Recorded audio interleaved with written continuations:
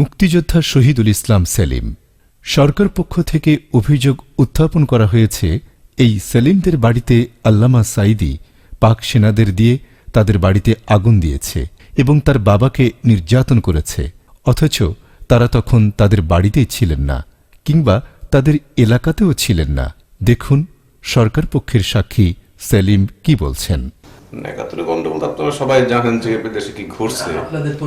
আমাদের পরিবার তো গন্ডগোলের আগে আমরা এলাকা ছাড়া আর কি, যেহেতু আমার পরিবারটা ছিল আওয়ামী সাপোর্ট পরিবার, তো আর্মি যাওয়ার আগেই আমরা এলাকা ত্যাগ করে চলে গেছি। তো আমাদের বাড়িটা পোড়াই দিচ্ছে অবশ্য। তো যেদিন পোড়াই আমি স্টেশনে ছিলাম না, আমি ওই দিন যেখানে ছিলাম ওখান থেকে বাড়িতে আসবো, তো হঠাৎ করে শুনলাম, আমি বাড়ি থেকে প্রায় 2.5 মাইল দূরে ছিলাম বাড়ি আসার জন্য, তখন শুনলাম যে আমাদের বাড়িতে আগুন লাগাচ্ছে পাকানিতে। তো এই জন্য ভয়তে আসলাম না, সন্ধ্যার পরে আসছি। এই হলো তৎকালীন সময়ের ঘটনা। ওখানে কে কারা কি এতটা তোমার জানার কথা না, কারণ যেহেতু আমি ছিলাম।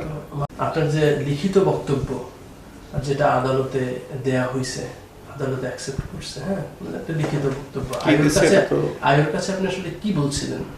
আমি তৎকালীন বাস্তব যে ঘটনা সেটাই বলছি, কিন্তু আদালতে কি জমা দেওয়া হয়েছে কি না হয়েছে এর সম্পর্কে আমার ধারণা নাই। আয়ের কাছে আপনি কি বলেছিলেন?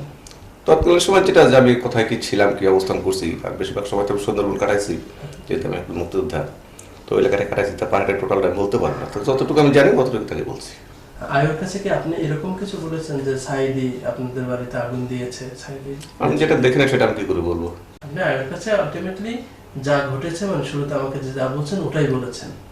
আমি যেটা বলছি সেটা আয়ুষ সাহেবের কাছে আছে, এখন উনি কি সাবমিট করছেন কি না করছেন এটা আয়ুষ সাহেব জানেন, যেহেতু আমরা তো দেখিনি।